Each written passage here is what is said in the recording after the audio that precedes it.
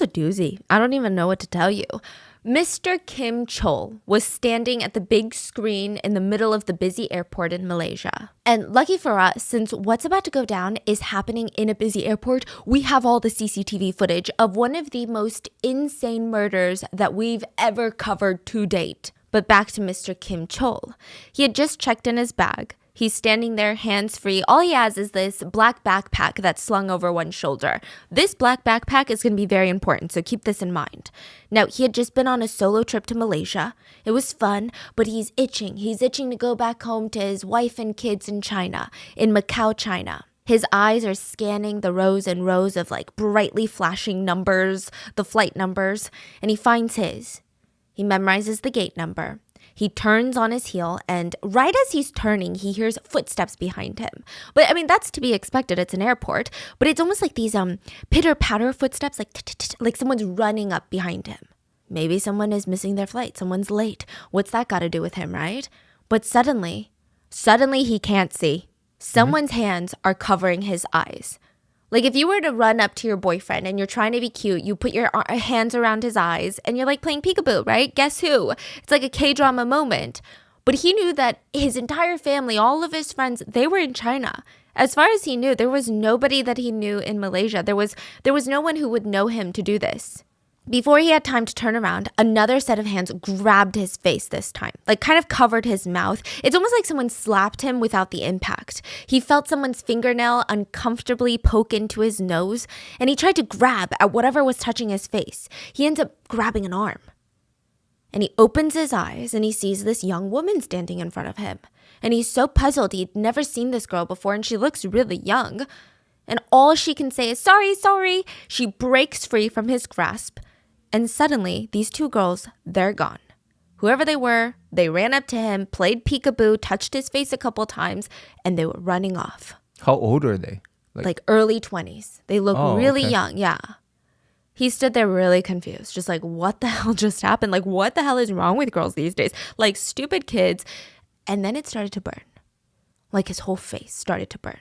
Wherever they had touched him with their hands, it started to hurt. He reaches up trying to touch his face and he's thinking, okay, maybe one of the girl's fingernails dug into my nose and that's why it stings so much. But that doesn't make sense because my eyes feel like they're about to be on fire. My retinas feel like there is an inferno raging inside of them, like a bonfire. Maybe there was something on their hands, like some sort of alcohol residue or something, because why would it burn? Kim Chol beelined it straight to the airport's medical center. He told the receptionist that someone had come up behind him, attacked him, and now his face is burning and it was very hard to see. He didn't know Malay, but he knew a little bit of English, and he hoped that she would understand, so he kept screaming, very painful, very painful. I was sprayed liquid. The first thought everyone had was, maybe it's acid. Maybe this is an acid attack. The receptionist looked carefully, but his skin didn't seem like something had happened. It looked normal, so it didn't seem like acid, and he was walking and talking just fine, so she did not think that he was in mortal imminent danger. His eyes were a little bit red, but maybe something got into it. So she hit the call button and said, okay, Mr. Chol, we're going to wait for the next doctor to be with you. It's an airport hospital. We don't have a full staff. Please sit down. He sits down in the waiting room, and after a few minutes, the receptionist peeks over her desk. Mr. Chol is not sitting up in the chair anymore. He's slumped down, shoulders below the top of the back seat, almost falling out of his chair. He looks like a drunk man. His head is kind of tilted to the side. He was unconscious. The nurse is pressing the emergency call button. She's rushing out from behind the desk. She takes inventory of the situation, and it's bad. He has tense muscles, ragged, shallow breathing. He's not responding to any verbal or physical cues or stimuli. Within seconds, an ambulance was at the door, ready to take him to the nearest major hospital. They slipped an oxygen mask over his face. His whole body was unresponsive and limp. In the span of 30 minutes, this man, Kim Chol, had been murdered in broad daylight at a busy airport. That's not even the strange part. That is the tip of the iceberg, okay? The attack in the airport by these two female assassins lasted less than 3 seconds. It was perfectly synchronized. Two women had delivered a fatal dose of one of the deadliest poisons known to mankind by smearing it on their hands and thus smearing it on his face. This poison had been outlawed by the Chemical Weapons Convention in a treaty signed by just about every single country on planet Earth, including Malaysia. Governments were not even allowed to stockpile this weapon. It was that dangerous. The US at one point had a big stockpile, and after they signed this treaty, they dumped it in the ocean. They put it on a bunch of ships and sank the ship. No deep way. in the ocean. This is a man-made weapon, a chemical weapon of mass destruction. And it's like baby oil, just an oily substance. But now it had been used to kill this random man in an airport.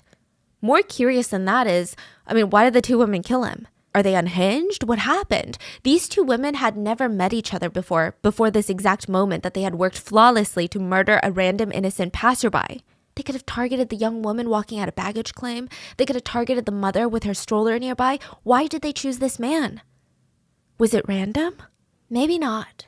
The authorities opened this man's, now dead man's, black backpack, the only thing that he had on his body, and they found 4 different passports, all fake, 4 bricks of $100 bills totaling to over 100,000 US dollars. Wow. And get this, 12 vials of a substance called atropine. Atropine is the antidote to the same very toxic, very illegal chemical weapon that was just used to kill him. What? Exactly. What is going on? So many questions. The authorities didn't even know exactly who this man was for a minute there because he had 4 fake passports in his bag. Well, it turns out, and it's very quick to get to this, but turns out this guy's real name wasn't Kim Chol like it was on his passports or his fake IDs. His name was Kim Jong-nam. Sound familiar? Older brother to Kim Jong-un and original heir to the North Korean dictatorship. No freaking way. He had just been murdered by 2 girls who would swear it was an accident. These 2 girls would be known as assassins, but they came out and swore to the world that they thought that they were part of a YouTube prank video. They claimed that they just wanted to be YouTube famous. They had no intention of killing anyone, and especially not the dictator of North Korea's older brother. This is absolutely on another level unreal. If this was a movie, I would say this is unbelievable and stupid. But this is real life. The 2 girls said random men had approached them offering to pay them money to be a part of their YouTube prank videos. All they had to do was go up to strangers and touch their face with baby oil on their hands. So did these 2 random girls who wanted to be on YouTube really assassinate a member of the Kim dynasty in North Korea? Or is there a lot more to the story? This is the story of the world's most unexpected female assassins. As always, full show notes are available at rottenmangopodcast.com. We are talking about North Korea today. I feel absolutely 1,000% completely, totally safe. Yes, I do. Which is why I'm letting you know that if I suddenly stop posting videos, maybe you should be worried. Maybe I should be worried. We're all worried over here, okay? But it's fine. It's okay. I don't know. Positivity. Optimism might be the end of me, but I'm telling you, before we get into this story, North Korea as a whole, like as a country, as a unit, has denied any and all conclusions that you may come up with about this case. They basically said, hey, you, whatever you're thinking I didn't do it. So what are you going to do about it? So I'm just going to give you the information, but you're connecting the dots at your own risk, and any and all conclusions are alleged. So with that being said, let's get into it. Are they aspiring YouTubers or are they female assassins? That's the question the whole world wants to know. Because the YouTubers that they're working for, the men that hired them to do these YouTube pranks, who are they? Well, come to find out, they're North Korean spies. But how much of that did the 2 girls know? So let's talk about the 2 girls. Siti was from a remote farming village in Indonesia with a population of about 500 people. It's likely that the water buffalo outnumbered the villagers in this town. That's how small it was. Her neighbors said that she was a very quiet and religious child. Her father was really involved in the mosque, and she was kind of like his mini-me. He was responsible for singing the call to prayer at the mosque, which happens 5 times a day. So when he's not doing that, he was selling spices. And after Siti went through school, which only went up to the 6th grade in their village, she worked with him at home. She was bundling up spices to sell to the other villagers. She worked really hard. But at the end of the day, she would go to sleep at night thinking, okay, there's got to be more to life. Like, this can't be it. Are you kidding? The world is so big. I don't want to look at more suitable water buffaloes than potential husbands. I want to go see people. I want to see the world. So she dreamed of a bigger life, and she just had a single goal. Her whole life goal was she wanted to buy her parents a house to retire on so that they wouldn't have to work, they could be comfortable. Sidi is 14 when she decides to move out of the village and move to the capital. A relative told her that they could get her a job in Jakarta. She was so excited to finally work towards her dream. She packs all of her things, moves to Jakarta, travels all the way there, and sees that the job waiting for her is a sweatshop. And she's looking around. She's standing in the middle of this huge warehouse with a bunch of tired women that are just sitting on these cheap plastic stools in front of desks that are barely big enough to even fit a sewing machine. There was a cushion on the stool, though. She felt like that was a positive. But at least she would be making money, right? I mean, it's not the most glamorous job, but it's something. So she sucked up her pride, got to work. She worked 16-hour days every single day, no weekends, no windows. And at the end of the month, she would send all the money back home to her parents. She did this for 2 years. The other ladies at the sweatshop felt like she just didn't talk enough. She was very shy. She kept to herself, never did any small talk. But after a year or so of working there, all the women started whispering about her. You know, I saw her at the market with the sweatshop's owner's son. That's crazy. Within months of dating, she ends up getting married to the owner's son. She was still 16 at the time, and a lot of these older women, they were whispering, you know, what do you think made them want to get married so bad? Why were they rushing? Soon enough, they had their answer. Sidi had given birth to a baby boy. The sweatshop went bust in 2010, so Sidi and her family, like her new husband and her son, they moved to Malaysia for better work opportunities. Her husband tries working at restaurants, and Sidi doesn't have any prior work experience. All she had was the sweatshop, and there were no jobs for her in Malaysia. A single waiter's salary is nowhere near enough to support the both of them and the baby.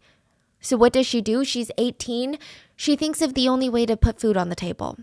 She gets into work. Now, the family was able to keep afloat for a bit, but this is the sad part. Sidi wasn't even doing this because she enjoyed it. Like, she's doing it to put food on the table to support her family. One day she comes home from work, her husband slaps divorce papers down on the table. She moves back to her village with her baby, and she just feels like, I had a taste of that big city life. I went through the motions. I saw these professionals. I saw these big, tall buildings that look like they're going to touch the sky. I saw these people living in these fancy, luxurious apartments, and I want that life. And like, coming back to the village now, it's just not doing it for me. And she felt like, not only do I want that life, but I want my son to have that life. So she sent her son with the husband or the ex-husband to be raised. She just felt like there were more opportunities that way. And Sidi keeps thinking of ways that she's going to get back into Malaysia and get back into the workforce. And once she gets back, again, she finds out that the only available jobs for her with her work experience and connections were in the industry. So she starts off as a spa masseuse. She slowly rises to doing online escorting. She charges almost her entire sweatshop monthly wage for one session, and she's finally making enough kind of to live and to send money back to her parents every single month. She also traveled back home to Indonesia every single month because Indonesians don't need a visa to stay in Malaysia. So as long as they're there for less than 30 days, it's fine, which means every 28 days or so, she would have to leave the country and then re-enter. So she would go back to Indonesia, and she said that it was just rough. Like, yes, she was sending money home to her parents, but she was basically living a double life. She kept her work a secret from her family. Her parents went to the mosque every single week and gave thanks for their daughter's success in the big city. And since they're so religious and since they're so proud of her, there was just no way for her to tell them the truth. And she knew that if she told them how she was making this money, how she was sending it, they would immediately make her come back to the village where they would take care of her, try to protect her, try to shield her from these things. So she would sit there and listen to them thank Allah for giving them a daughter that worked so hard for the family. She said it was a very complicated feeling. And it broke her heart to keep this secret. And her one goal was, I want to give my parents everything. But one day, I'm going to build a real career. I'm going to do something outside of work, and I can move on from this so that I don't have to feel like I'm living a double life. So when a friend introduced her to a taxi driver who said that he could get her an acting job, Sidi is through the moon. I mean, she was skeptical, yeah, but she can't afford to pass up an opportunity like this. The taxi driver is not the one hiring. He said, I gave this ride to this, I think he was Japanese, a Japanese man named James. He said that he got this huge YouTube channel, works for a production company, and they're going to make YouTube pranks. So this is like in 2017 where YouTube pranks were the it thing. Wait, this happened 2017? Yes. This is when Are you kidding me? I don't know why I thought this happened like 25 years ago. No. Like YouTube pranks were the it thing back in the day. In 2017, like all those elevator YouTube pranks were raging, like all of that. Wow. So it kind of made sense. Everyone was like, oh yeah, everyone's putting money into YouTube pranks right now. So this Japanese guy named James is like, hey, taxi driver, here's my card. If you ever find future actresses who want to be part of my YouTube videos, just have them call me. So CD's like, okay, absolutely. She calls James's number and she meets up with him. Now, you probably already guessed it. James is no Japanese man. He's a North Korean spy. They met for the first time January of 2017, a little over a month before Kim Jong-nam's death. On the day of the meeting, CD took a short, selfie video of her and James, which becomes vital evidence later. This was not anything new for CD. She dreamed of making it in the industry. She dreamed of acting and quitting work, and she documented her entire journey. This was the very first step. She hoped that someone would see these videos and maybe cast her as a minor character in a minor role, and then eventually that would lead to something bigger and bigger, and then she would have a job that her parents would be proud about. That was her new dream. James did not speak any Indonesian, so they had to use Google Translate to communicate, but it was pretty clear. She was going to get paid about $100 per prank. James introduced her to his cameraman, who would also be there during all of these pranks, and he was going to film everything. James would stay hidden, and CD would be the one facilitating the pranks to these random strangers. James also introduced her to the YouTube channel boss. His name was Mr. Chang. So whereas James was very shy and reserved, Mr. Chang was outgoing, friendly, even a little flirtatious with CD. He knew Indonesian, Japanese, Korean. CD was very impressed by this man. She thought, no wonder he's the brains behind this whole thing. He seems like an entrepreneur. He seems like a go-getter. Mr. Chang is just another one of the North Korean spies. There were 8 North Korean spies on this alleged mission. Every man in this operation is a North Korean spy, but CD had no freaking clue. Neither did Doan. So Doan is the other actress. They don't know each other. CD and Doan had never met prior to this. They're not even from the same country. They don't even speak the same language. Doan was also from a small rural farming village, but she was from Vietnam. She was the baby of the family. Her father treasured her so much, any award that she ever got in school, even the participation awards, her father would frame it and put it in this waterproof accordion folder so that nothing would ever happen to it. He was so lucky. He just felt so blessed that he had this incredibly well-behaved child, a good student who was never troublesome. People describe her as being very peaceful and gentle. That's how she's described. She graduated from public school and got accepted into the private university in Hanoi, the capital of Vietnam. She moved alone to the big capital and dedicated herself to studying. Some sources say that she studied pharmacy. Others say it was accounting. But they all say that she was unable to find a job after graduating. So she gets a temporary job waiting tables at a local pub and she starts modeling. Everyone at this pub is like, you are literally so freaking pretty. You need to get into modeling right now. Here, I've got a connection. They're looking for a small-time model. So she takes on a couple of gigs. She's an aspiring actress now. She auditioned for the Vietnam Idol, which is the Vietnamese version of American Idol. And on her social media accounts, she went by her stage name, Ruby Ruby. So just like CD, Doan heard about the YouTube actress job through a friend of a friend. Now, in December of 2016, 2 months before Nam's death, Doan's friend brought Doan to a bar in downtown to meet the recruiter, Mr. Y. This is a different guy from James and Mr. Chang, the one that recruited CD, okay? Mm-hmm. Mr. Y was dressed in a fancy tailored suit. He spoke fluent Vietnamese. He acted like a very legitimate producer. He was also in his 30s, Doan was in her 20s, and he took her around the city and he would show her his favorite spots. He texted her good morning after he woke up and good night before he went to bed. He took her shopping, bought her Christmas gifts, even took her to the aquarium one day because she said that she was bored. They took pictures together in front of the fish tanks and he would take her hand through the exhibits. It started to feel like some sort of relationship. Doan was starting to fall for this man, and it seemed like he was falling for her. But they would still do a couple of jobs here and there. The first prank took place at a busy supermarket. The objective was to kiss a stranger on the cheek and run away. Dawn was so freaking nervous, okay? I mean, she was so freaked out. I mean, when she got there, heard the objective and saw all the people, she had all these butterflies in her stomach. I mean, she's normally a very shy person. Like, I get it, she wants to make it in the industry, but she's very shy. They tried filming the prank a couple of times, but every time Dawn would chicken out and she's like, I can't do it. Mr. Y was very nice about it. He and his cameraman would scrap the shoot. They'd say, okay, it's fine. Why don't we just go out for drinks instead? So they'd go to the bar, take a couple shots. Dawn would say that she would get pretty drunk, but not blacking out. And then one time, Mr. Y and the cameraman took her to the next door over, which was a North Korean restaurant. So, it specifically wasn't advertised as a North Korean restaurant, but there are allegedly hundreds of North Korean restaurants in Vietnam that allegedly function as a way for North Korea to get foreign currency and are also allegedly a hub for spies. Interesting, Wow. okay? Everyone in the area kind of knew it was a North Korean restaurant. But she didn't know. She knew. Oh, she knew. Yeah. Okay. But I mean, it's just a restaurant. It's not like you Okay. go in and you got to get shipped to North Korea, right? Dawn says that she thinks they took her to this restaurant in order to see if she would chicken out or not want to go in or would say something bad about North Korea or would discriminate against the food. Maybe they felt like if she did, she wasn't right for the job. But she didn't say Well, her anything. life was on the line. Yeah. Like, she didn't say anything. She didn't hesitate. She didn't act weird. I mean, it's just a restaurant, like, that serves kind of North Korean food that's rumored to have North Korean spies, but whatever, right? She ate the food. She acted normal. So they continued with her. They tried a couple more pranks, and Mr. Y would get her to get a big stuffed teddy bear for her to practice pranks on, and she did, and she was slowly getting braver. Mr. Y told her the next one would be international.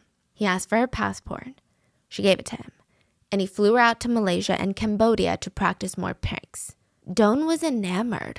I mean, this feels like I imagine this is like what dating Mr. Beast feels like getting flown out to do a YouTube video. It feels very like fancy and oh my gosh, I'm making steps in my career. This is like exciting.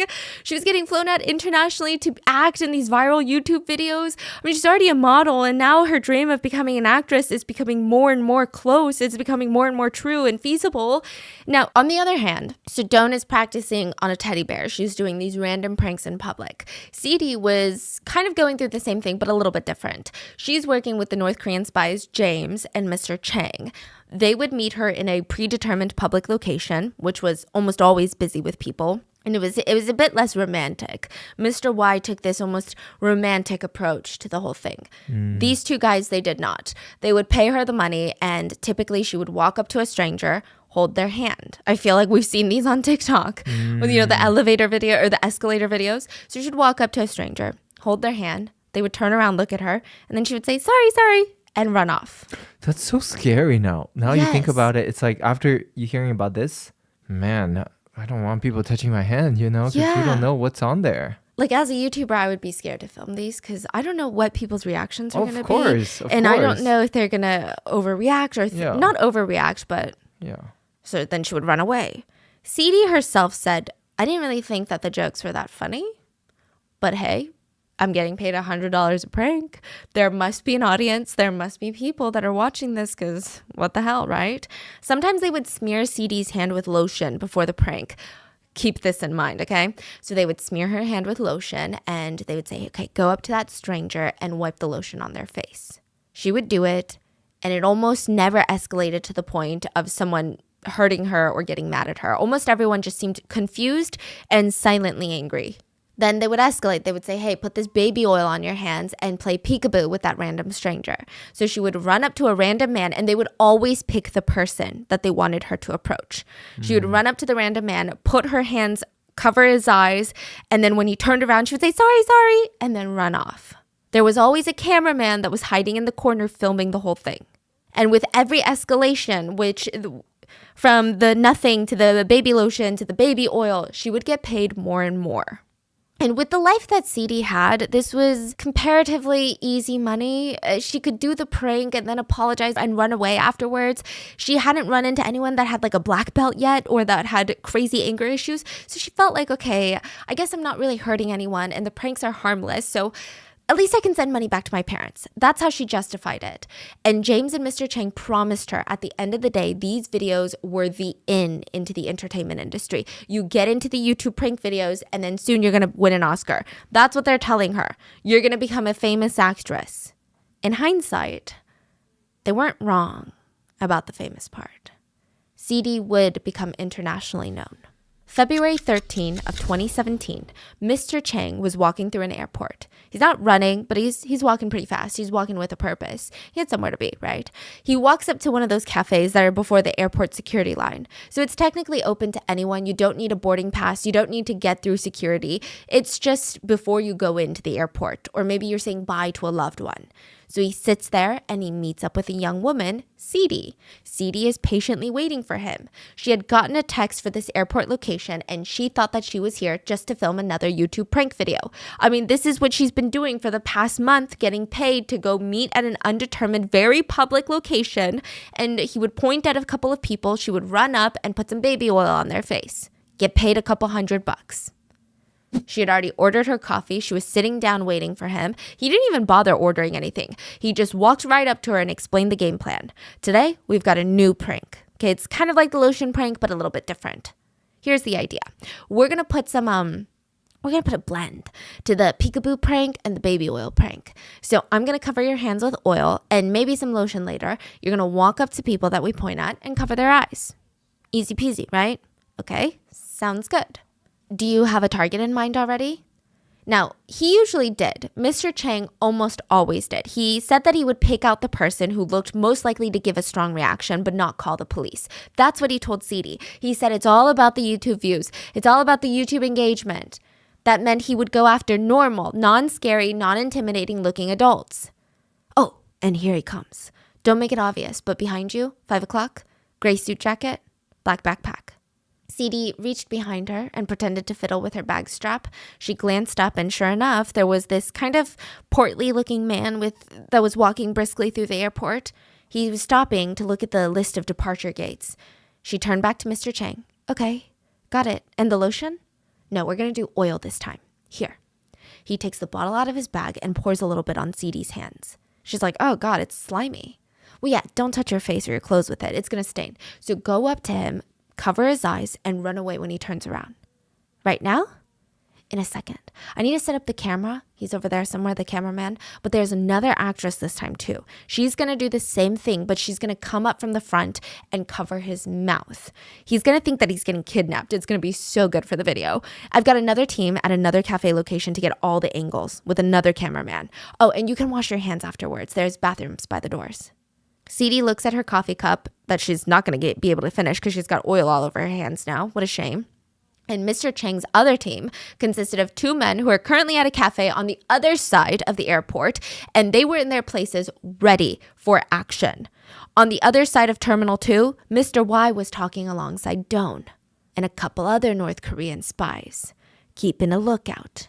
Right before 9 a.m., all actors and crew take their places. The girls are hidden behind columns on opposite sides of the check-in desk. And minutes later, when Mr. Chol walks through the doors, CD Doan and all of the North Korean spies track him with their eyes. The girls wait for their signals. Mr. Chang gives the signal. CD runs out from behind the pillar and towards Kim Jong-nam. We're going to call him Nan. He turned the other way, but he didn't see her coming. He just heard her steps. And in less than 3 seconds, he felt a pair of small hands covering and smearing oil onto his eyes and face. He's like, what the hell?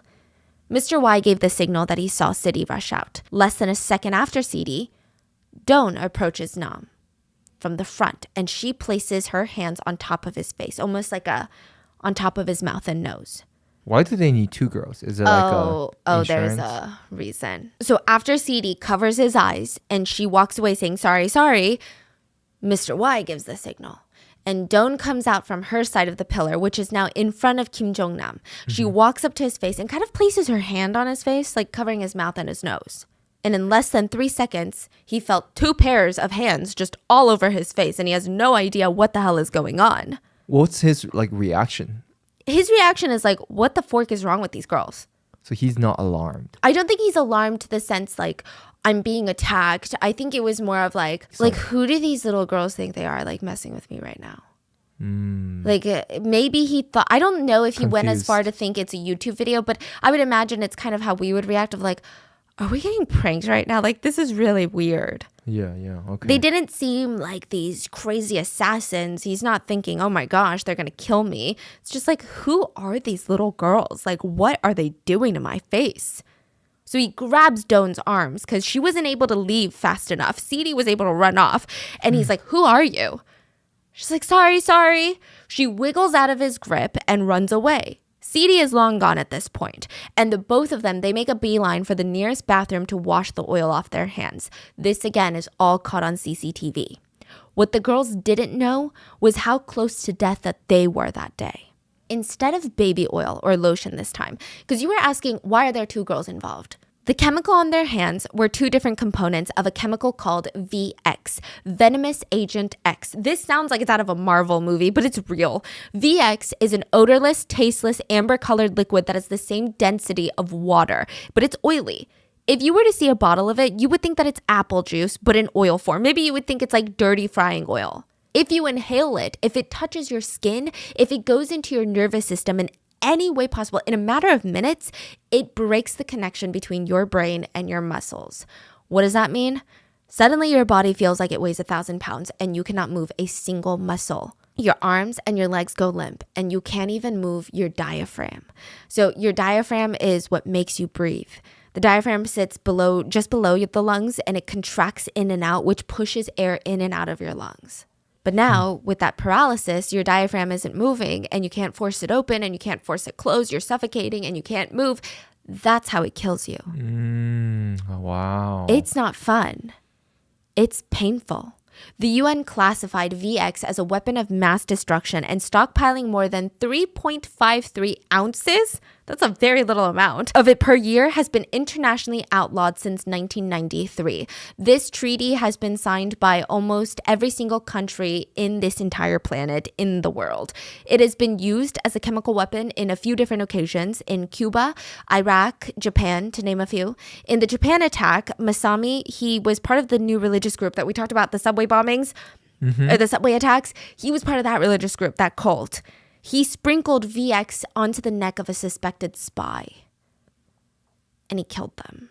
It's pretty bad. Another fun fact about VX, the US used to have a stockpile of it until 1996 when the government banned it because they signed the treaty. So how did we get rid of it? The military employed the good old chase technique, aka cut holes and sink them. Chase. AKA, they filled old boats with this deadly chemical weapon, pushed it out deep into the Atlantic, and then sank the ships. They sank a total of 124 tons of VX into the Atlantic. Jeez. I mean, it's better than using it on people, right? But I mean, in the Atlantic. 124 tons? Yeah, I can't even give you a calculation on how many people 124 tons of VX could have killed if it was in the wrong hands. Oh my God, that's horrifying to think about. Yeah. And it's speculated that less than a pinhead-sized drop can guarantee death. So think about how much damage 120, I mean, you could wipe out an entire nation, maybe even the world. Let me give you a scarier statistic, okay? North Korea has somewhere between 2.5 to 50,000 tons of VX. North Korea has about 45 million times the legal dose allowed to be held by any country in the world. And if you already were kind of questioning humanity, this is all human-made. It's a synthetic chemical. It's man-made. Humans are really out here ruining everything. It is said to be one of the most toxic, if not the most toxic substance on Earth in all of history, courtesy of mankind. Sadie and Doan were given a dollop of this substance on their hands. They were told to go up to their target and smear it on his face while they film it. It would be a hilarious prank for their YouTube channel, they said. Look, I too was wondering, how the hell did these two girls not plop dead? Like what? So think of VX as being able to be broken down into two components, both in oil form. So you have one half of VX, let's say the V, then you have the X. That's not how it works, but just to make it easy to visualize, right? Now, those two together, deadly. By itself, not deadly. That's freaking crazy. So think of it as halves. Each girl has half the formula. And when the two are mixed on his face, they form the deadly combination. So when Doan was the second one touching it, that means she has that thing on her hand now. Yes, let me explain, okay? So CD would have one component smeared on her hand that is not lethal. She swipes it on Kim Jong-nam's face, runs to the bathroom to wash it off. Doan would come up with the second component, smear it on his face. Combining both of them on the surface of his face would result in his death. And also Doan would have some of that residue of deadly VX on her hand since she was the second girl to go up. Meaning she could die, right? How did she not die? Just pure luck.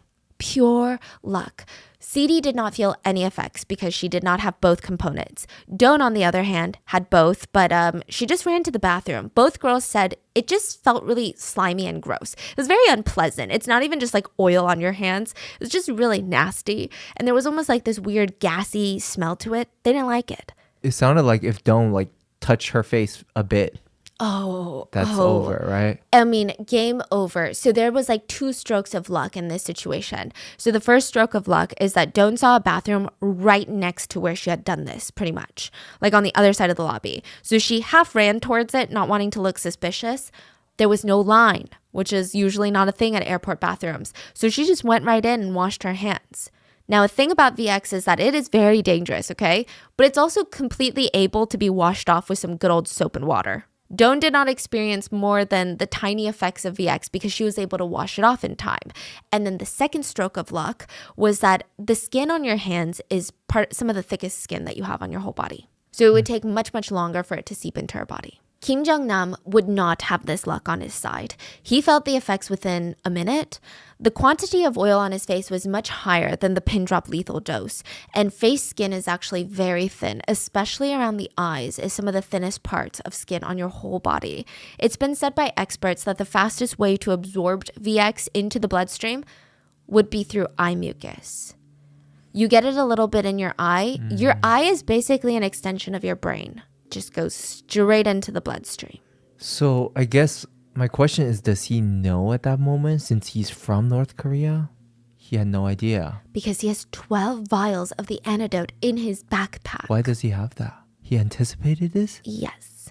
He had no clue who these girls were. He had no clue what they had put on him. He probably thought it was some sort of rubbing alcohol or some sort of acid. If he had known it was VX, he had 12 vials of the antidote right on his back. And instead of using it, he rushed to the medical center.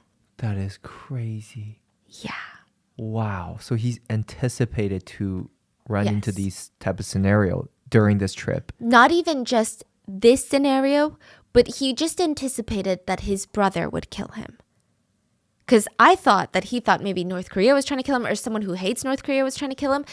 Kim Jong-nam had been telling all of his friends for the past 6 months prior to his death that his brother, the North Korean dictator, was out to get him. But why would this guy want his brother dead? Why would Kim Jong-un want his brother dead? None of this would have happened if not for Disneyland. You're like, what the hell does North Korea have to do with Disneyland? Just about everything, okay? Kim Jong-nam, the one that was murdered at the airport, aka Nam, he had been primed his whole life to take over. He was the eldest son of his dad / the former dictator. He was going to be the next dictator after his dad. It was his birthright. At this point, he had gotten married. He had several kids. He was being groomed by his dad to take over. So this is when Kim Jong-un is not the dictator yet. Their father is the dictator. And he's picking out which son is going to be the heir. And it was most likely going to be Nam. He's the eldest son. He's the firstborn. It just kind of made sense. But he did have some problems. Okay. So his mom was his dad's mistress. And she had just recently defected from North Korea and moved to Russia, which made things a little bit tense between... The mom? Yeah. Between Kim Jong-nam and his father. And on top of that, he's not really impressing his dad at work. He's a little bit too liberal for his father's liking. Allegedly, he was influenced by his education in Switzerland. Did you know, like, the whole Kim family goes to Switzerland to study? So, like, you would just be going to school with... Kim Jong-un's kids? Yeah, and Kim Jong-un went to Switzerland to study abroad as a kid, yeah. That is something. But you Imagine don't know. Being classmates with them. Exactly. You don't know that they're the dictator's kids. So Switzerland is one of the very few countries that has a North Korean embassy. And so the Kim family would send their kids and they would pretend to just be a son of an employee from the North Korean embassy. And it said that they got along really well with the South Korean kids. the kids of employees from the South Korean embassy. So there's a lot to unpack here, okay? A lot to unpack. But it's said that Kim Jong-nam was a little bit too liberal, and he would frequently question North Korea's political and economic system, so much to the point where his dad, the dictator, was like, hey, do you want to, I don't know, spend a week or two in the coal mines? Because you're pissing me off. AKA, let me put you in a concentration camp. So things were a little bit tense, okay? But he was still in the line for the power seat. He was first in line until Disneyland. May of 2001, Kim Jong-nam took his youngest son to Disneyland. He only took one son. It was supposed to be like a father and son bonding day. They got tickets for Disneyland in Tokyo, Japan, which is a lot closer to North Korea than like the one in the States. Plus, like traveling to the United States, Kim Jong-nam was pretty radical, but he's not like that crazy. That's freaking insane. So they get on the plane. Everything's going well. Are they all like secret identity? Yeah, they've got like a million fake passports, and they're really good. But he gets arrested at the Tokyo airport for his fake passport in front of his son. And there's so many layers to how embarrassing this was. It was a passport from the Dominican Republic, and his name was listed as Pangxiang, fat bear in Chinese. In Chinese? Say fat bear in Chinese. 胖熊. Yeah, that was his name. And so that kind of made him a laughing stock of like, really, you got a fake passport and your name is Fat Bear? Like it's kind of weird. You would not expect that from a dictator family, right? Now, that's not the part that people were upset about. North Korea was so upset because Disneyland is the shining jewel. It is the epitome. It is the symbol of the prosperous capitalism of the Western world, aka North Korea's greatest enemy is the Western world. And Disneyland is basically its little mascot. It doesn't matter if they were going to Disneyland in Japan. So this news pissed them off. Yeah, so for the heir to sneak into Disneyland with a fake passport under the name Fat Bear of all things is too embarrassing. It's too embarrassing for Kim Jong-il to take. Kim Jong-il is the dad, right? And Nam went from heir apparent to disgraced son in a matter of hours. Had this Disneyland trip never happened, Kim Jong-nam might be the heir and current supreme leader of North Korea right now, and he might not have been killed in an airport for a YouTube prank video. But because of Disneyland, he never got his chance at the throne. Instead, his little half-brother, Kim Jong-un, would take over. Now, it's speculated that Kim Jong-un would have every reason to want Kim Jong-nam dead. His own brother, his own flesh and blood, dead. We covered a bit of the Kim dynasty and their wild parties in an episode covering the kidnapping of a famous South Korean actress. Do you guys remember that one? Mm-hmm. It's like, that one was so unhinged. What happens when you have a dictator that's super into action movies and wants to make his own movies, but fill it with propaganda for his country that he held hostage? Well, that dictator kidnaps a South Korean actress and her director husband to produce films for him, basically at gunpoint. Unhinged, I can't believe that was real either. But that's Kim Jong-un's dad, and we're not going to talk about him too much today. But North Korea is right now on the third generation of dictators. First, there was Kim Il-sung, and he was the first one, the man in power right after the Korean War. When North Korea became its own country, he started the dictatorship.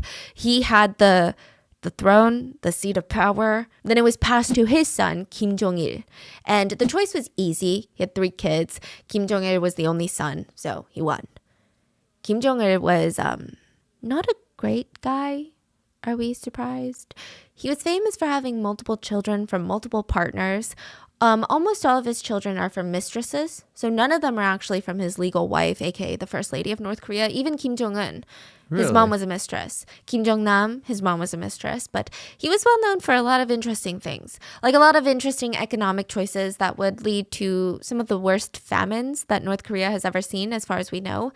Between 200,000 and 3.5 million citizens starved to death under his rule. We don't have a more precise number because North Korea isn't exactly transparent about that kind of stuff. But also there's alleged torture, human rights violations, insane propaganda. I mean, there's a whole deep dive in our Uni episode that I will link below. But he just didn't seem to care about his people, of course. He just seemed so focused on which one of his kids would take his seat. It's like the real life succession, just a lot more fatal and deadly and terrifying. He thought most of his kids were not suitable for the job. On a train to Russia, he got into a conversation with some fellow passengers about his kids. What kind of passenger? Probably like North Korean officials and Russian officials. Okay. And like most fathers do, he said, my sons are idle blockheads, which people thought was humorous because they do have quite square-shaped faces. He said, my sons are idle blockheads. My daughters are the ones who have the real minds, power, and intellect to be in politics. But misogyny wins because ultimately the transfer of power would go to his son and not his daughter. His youngest son, Kim Jong-un, would be the next supreme leader. He is the current reigning dictator over North Korea, which is very interesting because Kim Jong-un has 2 older brothers that would make more sense to be heir. And also, his younger sister is known to be the political powerhouse. She's known to be the deadliest woman in North Korea. She is freaking terrifying. She's said to be the brains of the regime. She's said to be the ones pulling the purse strings behind him. But none of them got it. He won. Was he just the smartest, most capable, most politically agile? Not really. So Kim Jong-nam was first. He had the whole Disneyland issue, right? Then Kim Jong-un had a full-blooded brother that was a couple years older than him. And this is like his full brother, not a half brother.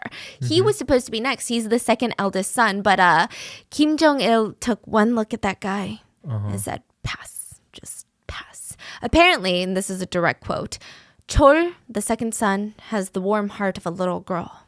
Yeah, that's what he said. So apparently the second son went to the same school in Switzerland that Kim Jong-nam and Kim Jong-un would go to in Switzerland. They actually had an aunt and uncle in Switzerland that would take these kids in, send them to school, be their guardians, and then send them back to North Korea after their schooling. This is also the Kim's way of getting insight into the Western world and allegedly spying. I don't know how much you can spy as like a high schooler, but yeah, allegedly spying.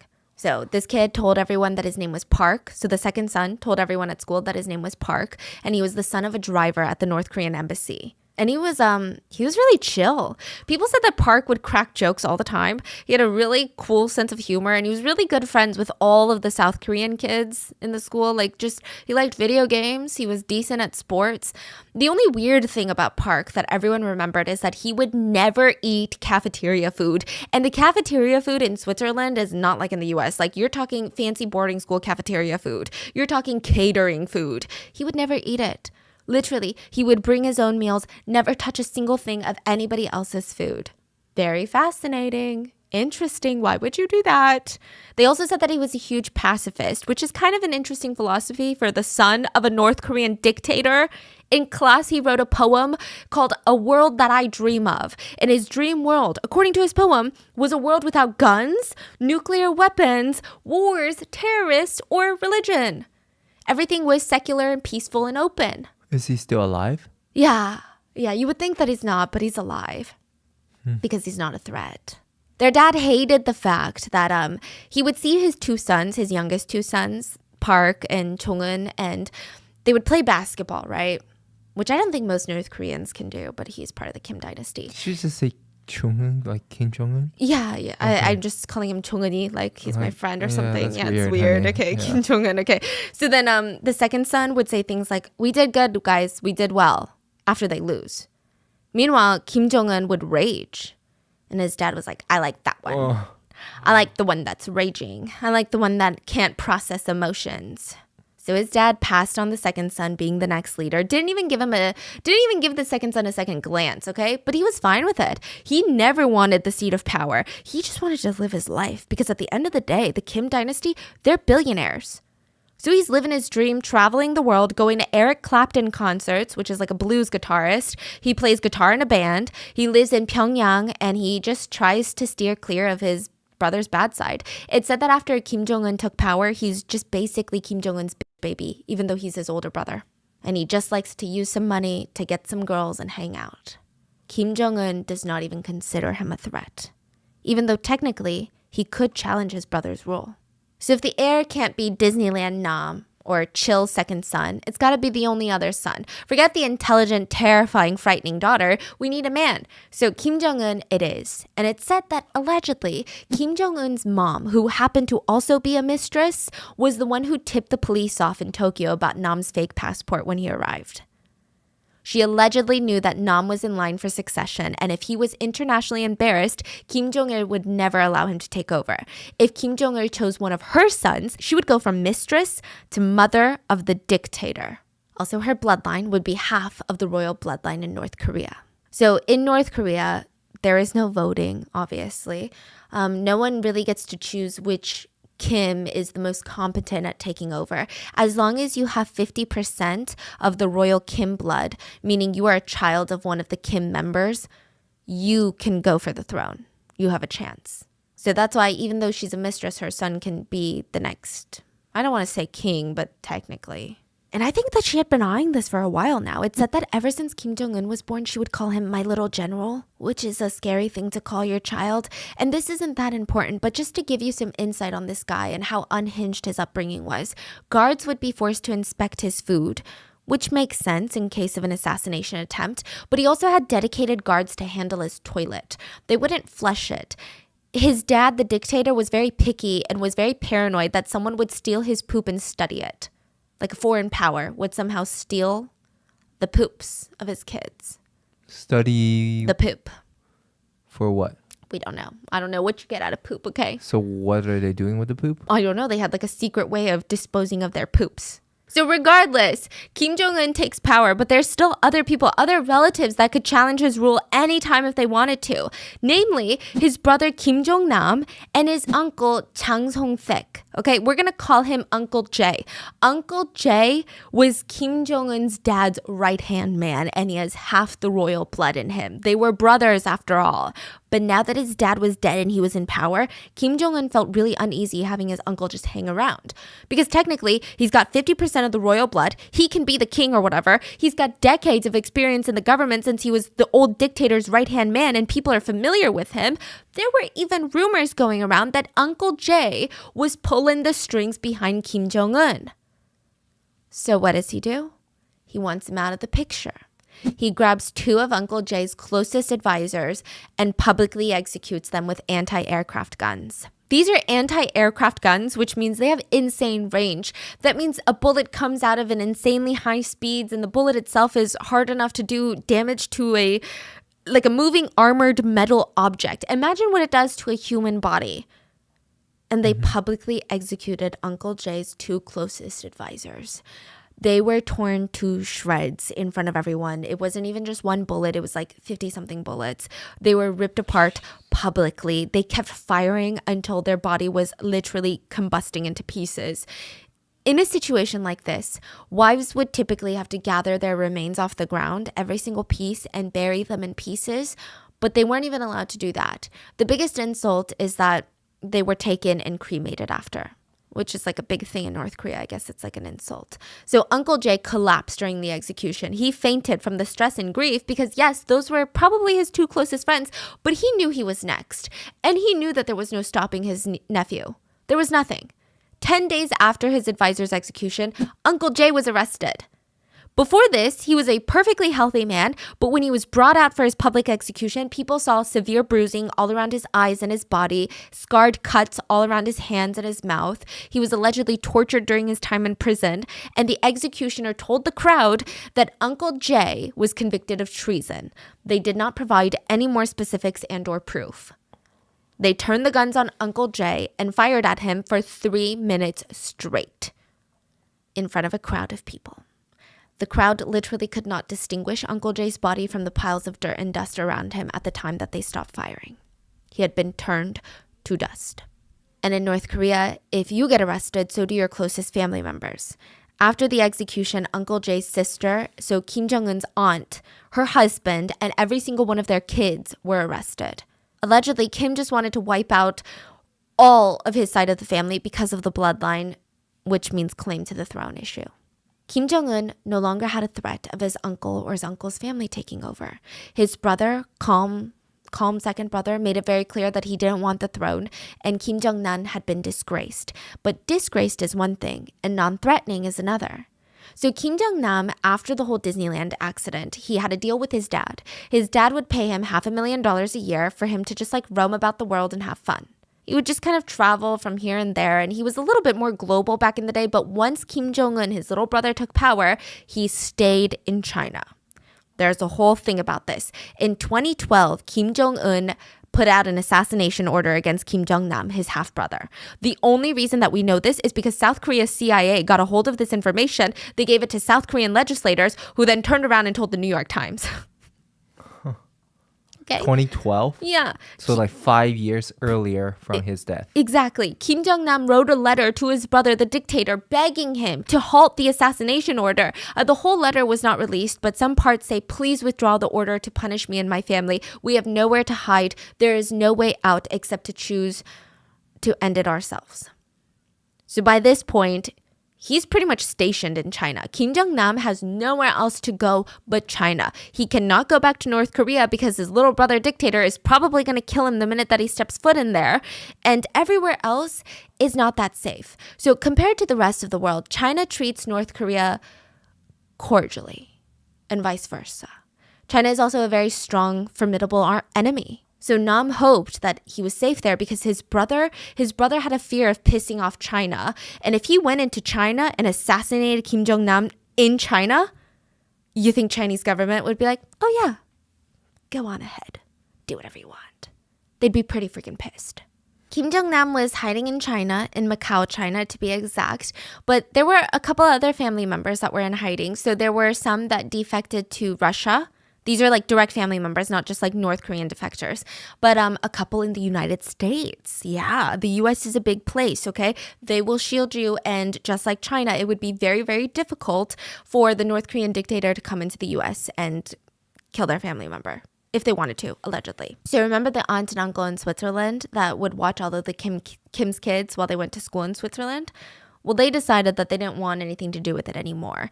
I don't really know. I feel like there must have been something that happened or something that instigated this, or I don't know. Because while they are taking care of Kim Jong-un, so this guy's a teenager right now. He's in their Swiss house, going to the Swiss boarding school. They pack their bags in the middle of the night, take their kids, and dip. They leave Kim Jong-un to wake up so confused what the hell had happened.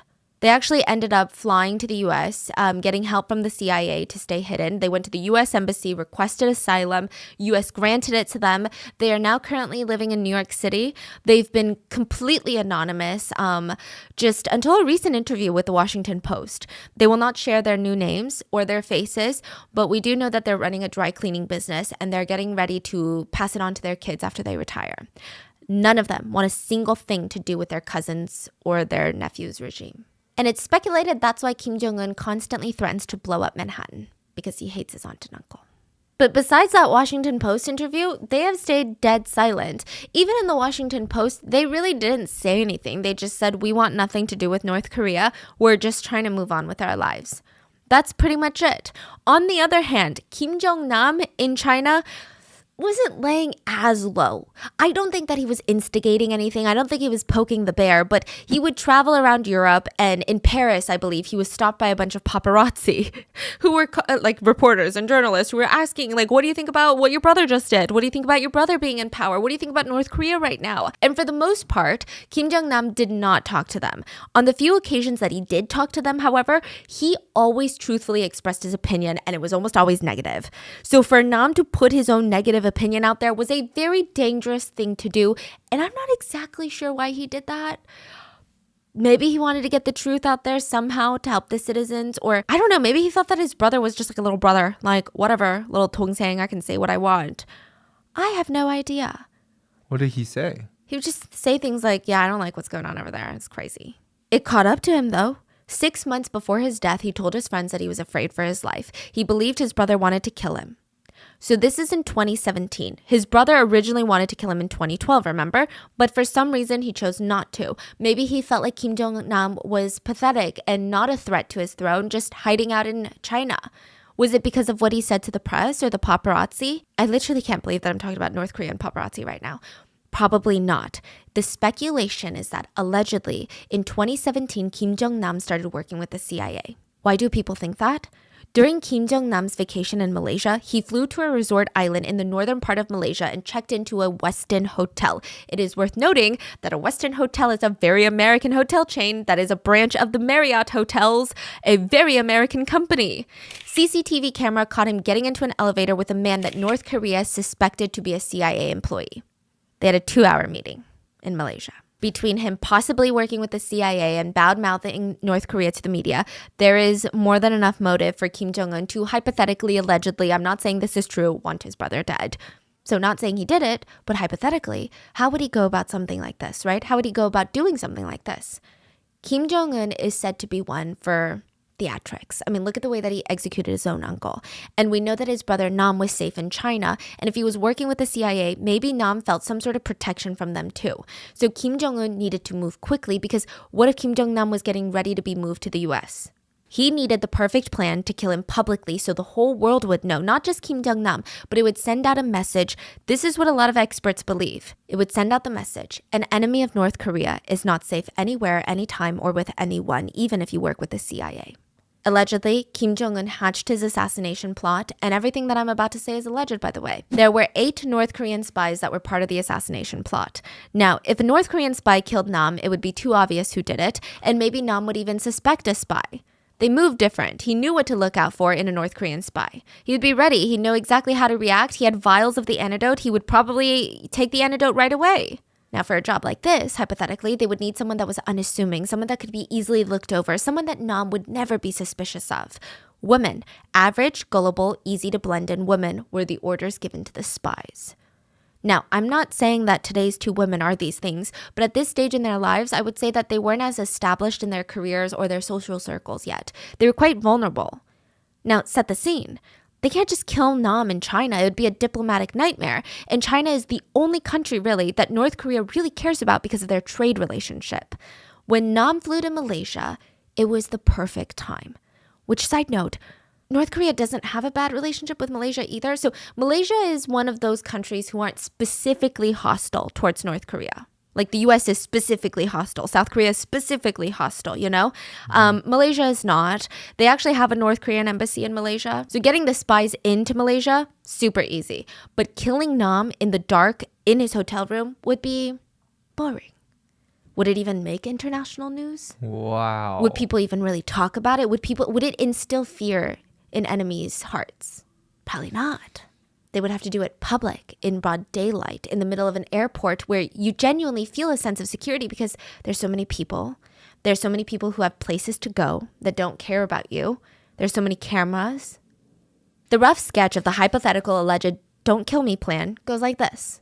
One of the 8 North Korean spies that were tasked with Nam's assassination would go and recruit actresses. The real situation was that 3 of them did, right? James, Mr. Chang, Mr. Y. They would need 2 actresses because of the 2 components of the VX. They already had this all planned out. They will tell the girls that they have a YouTube prank channel that's rapidly growing and they need actresses to help carry out some of these pranks. They will do a few test pranks throughout the month or 2 months, and they will pay the girls for all of this. They will continue to do the tests and amp it up and make their story believable. Then they will move on to the real target, the North Korean dictator's brother, a man who could challenge the reign of power. Each of the 8 spies had a role to play. The recruiter will meet with the girls, meeting them, briefing them. Others will monitor the target, keep an eye out on his whereabouts. Another one would be waiting just outside the doors in a car, just in case. And another one would secure all of them a seat on a flight that would leave the country immediately afterwards. Not the girls, though. The girls didn't get a seat on the flight. The girls will just have to go down as the highly trained, politically motivated, evil assassins that took down the North Korean Kim family member. Because, I mean, they're the ones putting oil on his face in broad daylight, caught on CCTV camera. So they had to go down for it. It only made sense. After Nam went to the airport medical center, he passed out and was rushed to the local hospital. One interesting thing to note is during the commotions going on, no one knows that Kim Jong-nam is in the airport medical center dying right now. No one's even walking by the medical center, except for a man with a black suitcase is walking by the window nonstop trying to peer in. It's said that he is probably one of the North Korean spies to see if it was successful. So authorities very quickly find out what had killed this man. VX had killed him. They waited 9 days to announce it to the public, and the general public had no idea what VX was. But this assassination put it into the international spotlight, along with the suspicion that North Korea had a huge stockpile of VX. Side note, North Korea was very upset that Malaysia did an autopsy on Nam. He said that Nam was their citizen and Malaysia had no right. They said Malaysia had committed a violation on human rights for conducting an autopsy on one of their citizens without their consent. Wow. And the whole world said, I'm not really sure if North Korea is in the position to make human rights complaints. So Malaysia fired back and Whoa. said, well, he died on our soil, so we have every single right, and we will gladly send his body back to his country or to his family after the autopsy is fully done. Dang, Malaysia. Yeah, 9 days after the death, the Malaysian police reported a suspected break-in to the mortuary where Nam's body had been held. Is the body taken or? No, but yeah. 6 days after that, North Korea publicly announced that VX was not the cause of Nam's death. They said that he died of a heart attack evidenced by his history of cardiac issues. That's crazy. Like everything's on camera. Yeah, but they're like, no, not in this country. Okay. No. So Malaysia was not having it. On March 2nd, they sent the North Korean ambassador an eviction notice, basically. They told him he had less than 48 hours to leave the country unless he wanted to be arrested. No. Then they banned visa-free entry for North Korean citizens. The next day, North Korea retaliated by banning any and all Malaysian citizens from leaving North Korea, effectively trapping them there. No. Then Malaysia did the same thing, trapping any North Koreans in Malaysia. There were 9 Malaysian citizens in North Korea and an estimated 300 North Koreans in Malaysia. None of them were allowed to go home. The ban was relatively short. By the end of the month, it was lifted. But Malaysia and North Korea, they lifted the travel bans and they sent Nam's body back to North Korea along with his clothes and some other belongings. On the very same day, 4 North Korean men, 4 of the 8 spies, James, the North Korean ambassador, and 2 others, they were on the same flight back to North Korea. Just like that. So they all got away. All got away. There's very little known about these men. All we know is that they're in their 30s, 40s, 50s. They're North Korean spies. They made it safely to North Korea, and it's speculated that nothing happened to them. They still have their ranks and positions. Nothing happened to them at all. They just got on a plane and left. Meanwhile, as far as Sidi and Don knew, they weren't even arrested the same day for the murder. They walked straight out of the airport after washing their hands. They got out, they were looking for the spies, or they were looking for their handlers. So basically the YouTubers. That's who they're looking for. They can't find them. And they're thinking, okay, well, maybe the man got mad. So maybe they had to leave. Maybe the security guards came. They were chased off the premise.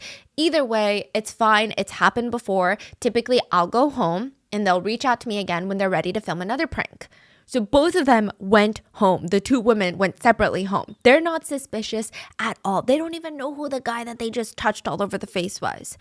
They waited for the next call for another prank.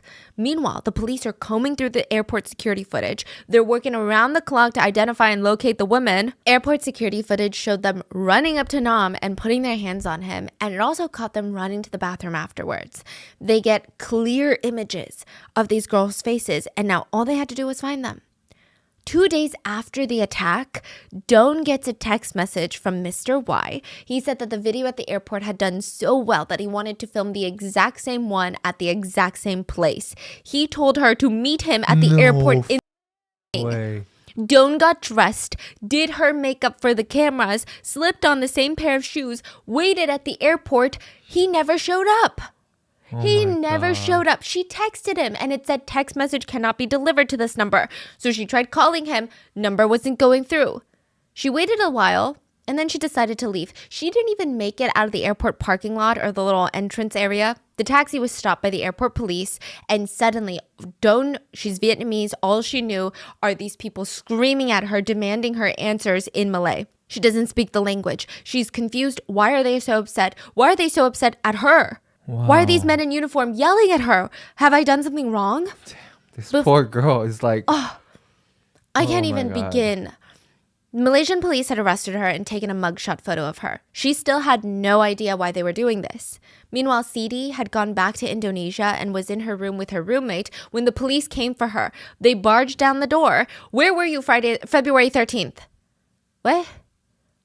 I was at the airport with my boss, Mr. Chang. They brought her in, asked her more questions, and with every question she could not answer, she just saw them get angrier and angrier and more frustrated. And it was just, she was so confused. Like, why do you care about what little old village girl me was doing on the freaking 13th? Like, I don't even work for a big corporation. Like, I don't work for the government. What's going on? And they're like, who's your boss? Mr. Chang. Oh yeah, Mr. Chang? Why don't you call Mr. Chang? So he's like, okay. Yeah, fine. She pulls out her phone and dials his number, and there were 3 beeps, and the automated voice said, I'm sorry, this number is no longer available. Goodbye. The police turned to her and they were smiling. So the police, they went in with the presumption that this is like a North Korean spy. Oh. You know, not like a little old girl who has no idea what's going on, but probably a spy who's acting like they have no idea what's going on. So they think they caught a big fish. Yeah. And she's like, no, please, I was just texting him. I swear I have all the messages.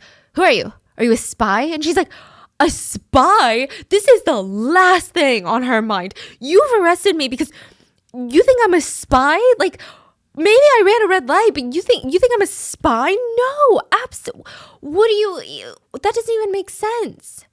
And they're explaining to her, what did you do at the airport with the man who died? This is when she finds out. The man's face that she touched, that man, he died. They said, you were involved in a premeditated murder of a president's brother. You are under arrest for first-degree murder. Sadie was so confused that she thought she was being pranked. For a hot minute, she genuinely believed that this was a new YouTube video and she was now the person that was being pranked. So she even let out a couple nervous laughs, which only pissed off authorities even more. She even straight up asked at one point, like, is this a prank? And she kind of looked around for cameras and the guys in uniforms were looking at her like she was absolutely insane. She found out that it was not a prank when she was dragged to her cell. She glanced to her right and she saw the face of the other actress that had been there 2 days ago at the airport. And that just cemented in her mind, wait a minute, it probably is a prank then, right? Wait, where are they now? In jail. Where? In Malaysia. Oh, she got pulled back. Oh, wow. So then she's like, okay, maybe it is a prank because the other actress is here. That night, I mean, she went through a roller coaster of emotions. That night, she realized, okay, there's no way it's a prank because I'm still in here. No one's here. There's no cameras. Mr. Chang is not popping out of the woodworks. I'm still sitting in prison. And back at home, her parents had the scare of her lives. Not only were these two girls, their mugshots blasted internationally, and they were being called female assassins, her family was so understandably confused, heartbroken, and frightened. They did not believe for a single second that she was a female assassin. But in the span of a few days, they found out about everything. The crime, the arrest, the work, everything. And their hearts broke. They weren't even mad. Their hearts broke for their daughter. Both girls were kept side by side in secluded cells away from the general population because they were awaiting trial. And if convicted, they could be sentenced to death. So in America, death penalty cases are long. They're drawn out, increasing the time that the prisoners can appeal. In Malaysia, the death sentences, I don't want to say, but like the way that it's described online is more or less automatic. So if convicted, the chance of execution is a lot more of a guarantee than in America. Whereas in America, even if you're convicted and you're sentenced to death, there's so many appeals. There are so many states who don't, execute anymore. First-degree murder in Malaysia, the automatic punishment oftentimes is death penalty. And executions are often carried out not secretly, but with no legal responsibility on the government's part to let the prisoner or their family know. It's normal for you to get a 2-day heads up that you're going to be executed. So it's very hard to appeal, whereas there's a lot of appealing in the US. So these girls are straight up staring death in the face. And if they were to be executed, the guards would lead them to the gallows, tie sandbags to their feet, and push them off the ledge, like hanging. I don't even know how someone can process that. It just feels so unreal. Everything just doesn't feel real. And like the YouTube prank element just, it almost feels like an SNL skit. It's not even, it doesn't feel real. It feels so fake and so caricature and like contrived. It's bizarre. The joint trial began October of 2017, and both of the girls pleaded not guilty, and they stuck to their story about, I genuinely thought this was a YouTube prank. The Indonesian and Vietnamese governments hired defense teams for both of the girls. Wow. Now, this is where it gets crazy and a lot of politics gets involved. The prosecution started off with, there is no evidence of a political plot. It's not important for us to prove. So that was already setting the tone of, we are not trying to prove someone else did it. All we know, and they kept stating, we have this evidence that you guys touched his face with chemicals on your hands and he died. They're just saying like, we don't have proof that or evidence that Kim Jong-un killed his brother or ordered his brother to be killed, but we have proof that you guys smeared his face with VX. They also argued that it was premeditated as the girls had been practicing for this for a month in advance by smearing other people's faces with baby oil and baby lotion. They said that the girls must have known that the chemical was toxic because they went to the bathroom immediately to wash their hands. CCTV cameras also show them going to the bathrooms without touching themselves, their clothes, or their belongings. In fact, their hand is like pretty far away from the rest of their body. But the girls argued we were told that it was going to stain our clothes. Like, what kind of person wants to actively stain your clothes? There's CCTV evidence of them committing the crimes. There's also evidence, allegedly, that they had VX byproducts on CD's shirt. People were confused by this, okay? So CD was the one that went first. So she should only have one component of VX, but they were alleging that she had both components on her shirt. And on top of that, her shirt was destroyed accidentally after it tested positive for VX.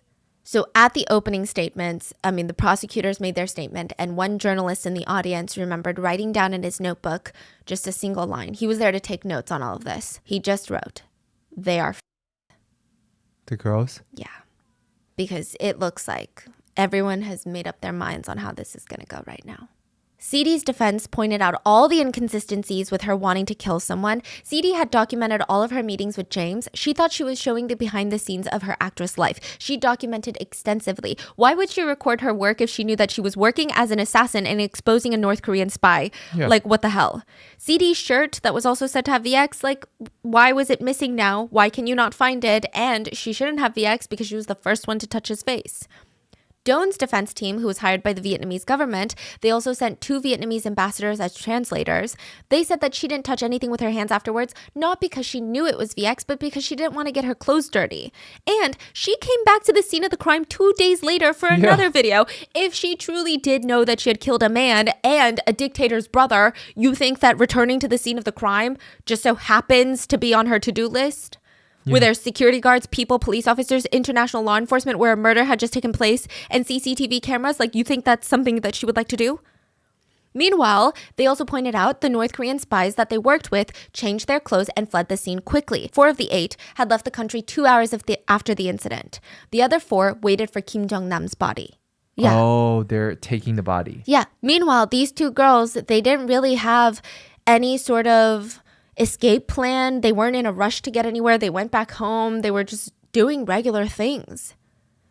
So there seems to be a lot of speculation that Malaysia did not necessarily want to accuse Kim Jong-un of murdering his brother. And it's not just Malaysia. I don't want anyone to come after Malaysia because internationally, no one was. People were connecting the dots. People were saying, alleged, but no one was like, he did it. We should put them on trial. We should bring the spies. Everyone was just kind of like, we think that it was an inside job. Malaysia's economy took a massive hit after this, which again, they didn't want to be involved. Why are they involved in this, right? Their airport was turned into an international crime scene. It just sucked as a whole. Their citizens were impacted by something that they had no part of. It was an international diplomatic nightmare. Side note, North Korea was not being tried. I just want to make that very clear. But they did hire an infamous Malaysian defense attorney who would show up to the trial and basically state, from A to Z, this case is the product of reckless moves of the United States and South Korean authorities. And everyone was like, what? So they're basically saying that the US and South Korea are spreading propaganda that Kim Jong-un was involved. They're trying to tarnish North Korea's image and bring down its social system. I suppose they just wanted a voice in the matter. North Korea refused to admit that Kim Jong-nam was related to Kim Jong-un in any way. They also said in any official reports or any official statements that he was just a North Korean citizen. That's how they referred to him. They also deny everything about the 8 spies. So both of the girls, they're standing on the ledge between life and death for something that they didn't even do technically, right? Maybe, I don't know, legally. Like, they didn't even claim that they knew that they were doing that. And these 2 girls, they became sisters in their cells. They were right next to each other and they don't speak the same language. CD didn't even know Doan's name. She just knew that she came from Hanoi, Vietnam. So she called her Noi. And anytime they would have their lunch or their dinner delivered to their cells, she would call out, CD. And then she would say, Noi, I'm here. Let's eat. And they would eat their meals together. Doan said, only I understand her and only she understands me. We became sisters. We became best friends. When we were together, I felt her heart. CD said that those 2 years in prison, they were in prison for 2 years during the trial, were probably the darkest times of her life. She said that she prayed almost every day to go back to her home country, and nobody knew what was going to happen. After 2 very long years, CD was released and all charges were dropped. It came out of nowhere. CD was not expecting it. It was blindsided, honestly. She thought that she was going to go back to jail with Don, but she wasn't. So it turns out the Indonesian government did not really care about North Korea. They didn't really care about their diplomatic relations. They made a few lucrative negotiations with Malaysia, and the Indonesian president had personally gotten involved in these negotiations. But when it was all said and done, CD walked out of the courtroom as a free woman. Don, on the other hand, had to return to prison that night. She had to wear a bulletproof vest on her way because her lawyers were afraid of North Korea's retaliation against CD's release. Her lawyer said, "In all my 37 years of law, not once was my client required to wear a bulletproof vest." In these type of situation, you are just a grain of sand in this case. Yes. And it's, all these governments are trying to protect international relationships, which I understand because no one wants a war, no one wants an attack, because that would be more people in harm. But the fact that you are just collateral, whatever happens to you to maintain the status quo is not important. And the only reason that CD got out was because Indonesia did not care to have a relationship with North Korea. So they put a lot on the line and negotiated with Malaysia. Vietnam, on the other hand, they weren't as in a lucky position. I have no doubt that Vietnam wanted to help Don as much as they could, but I think that they were afraid of making North Korea angry. And I think that each country has their own very sensitive relationships with different countries, and it was just very hard. So they couldn't work as hard. They still paid for all of her legal defense attorneys and all of that, but they just couldn't go out and be so brazen. And finally, the judge released the sentence. Don would plead guilty, and she would be sentenced to 3 years and 4 months in prison. This is a much lesser charge than what she was looking at, which was first-degree premeditated murder, which would probably come with the death penalty.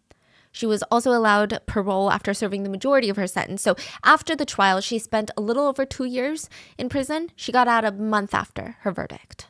She went back home, and she was finally a free woman. And side note, this is freaking crazy, but both of the girls knew that they probably killed someone important. They did not know they killed Kim Jong-un's brother until after the trial. So during the entire trial, they still went by the fake passport name, his alias, Mr. Chol. Why? I don't know. I guess maybe the girls weren't supposed to. I don't know why. It was all out in international news, but because they were in prison, they were not told. Very strange. But CD said when she got out of prison, she was told that it was Kim Jong-un's brother, and she just didn't even know how to process that information. She did not know that she had unwillingly murdered the half-brother to the most powerful man in North Korea and potentially one of the scariest men in the entire world. And as for Kim Jong-nam, his wife and children were in China. It is speculated maybe they're in the US now under witness protection. I don't know where they are, okay? But Kim Jong-nam's son went on an interview a couple days after Kim Jong-nam's death, which is insane. But he said, my father had been killed a few days ago. I'm currently with my mom and sister. My father has been killed a few days ago. I'm currently with my mother and my sister. He talked about his childhood and gave his thoughts on North Korea. He said that he dreams of unification of Korea. He said he one day wants to go back to North Korea and improve the social and living environments of North Korean citizens. He said that when he was in Macau and studying abroad, he made a lot of friends from South Korea. And he talked about how after learning about their life experience in their country, he supports South Korea. He's friends with South Koreans, and that has made him change his own political beliefs. He's saying this only a few days after his father was allegedly assassinated by North Korea for doing the same exact thing. So, very scary.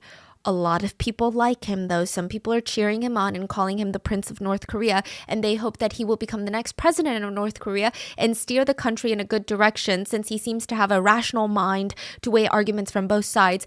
And I'm not sure if we should encourage that, because it seems like any leader of North Korea has a history of assassinating potential threats to their power.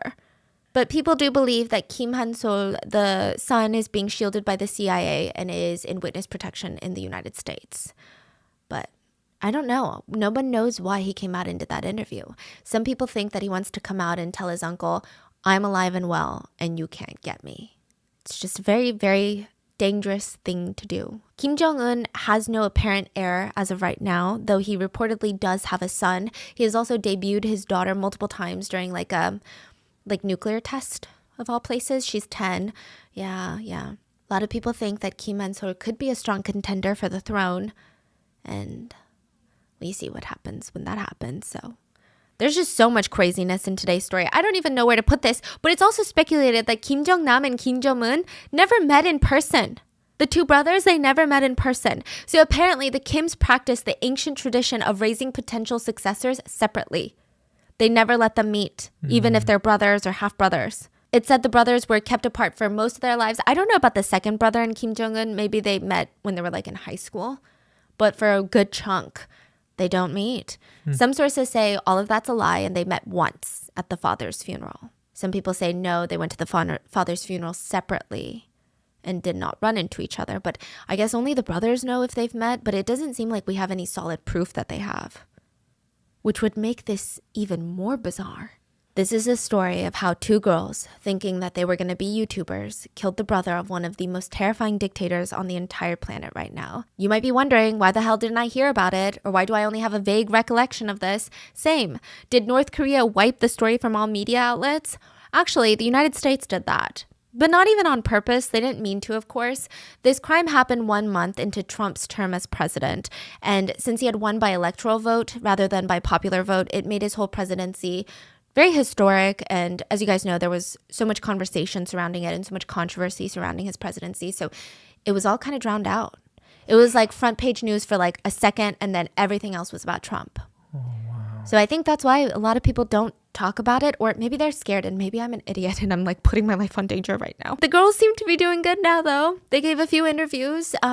They're working to try and retire their parents and cope with the new reality. Dawn is back in Vietnam, and her village had surprised her with this huge party when she got back. But they still keep in touch, and they refer to each other as their sisters. CD still calls Dawn Noi, a reminder of where it literally felt like just the two of them against the world. And they said that their bond is unbreakable. And that is the very, very terrifying case of today. What are your thoughts? I don't even know what to say. I didn't know like the full extent.